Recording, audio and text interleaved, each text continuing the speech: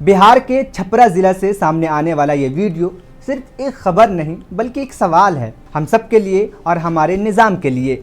एक ऐसी वीडियो जो सोशल मीडिया पर तेज़ी के साथ वायरल हो रही है, जिसमें एक नौजवान खातून खुद अपनी आवाज़ बनकर सामने आई।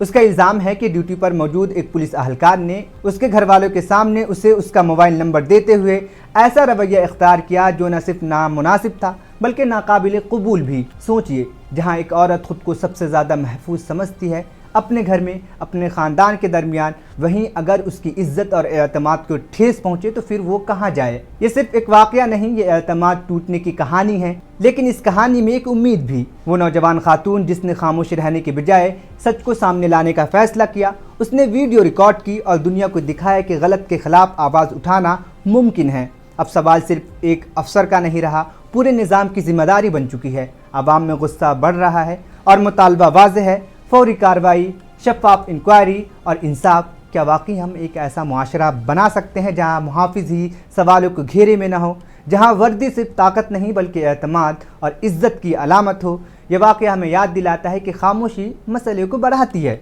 और आवाज़ तब्दीली की पहली सीढ़ी होती है। ये पुलिस वाले अंकल है और मेरे को ये नंबर दिए, इनका नंबर है, ये इनको रक्षा करने के है हिम्मत। ये मेरे को मतलब नंबर दे रहे हैं बात करने के लिए। आप देख सकते हैं मेरी मम्मी बैठी है, ये इनका नंबर है यहाँ पर, देख लीजिए। तोरा का नंबर दिखाई देख लिया।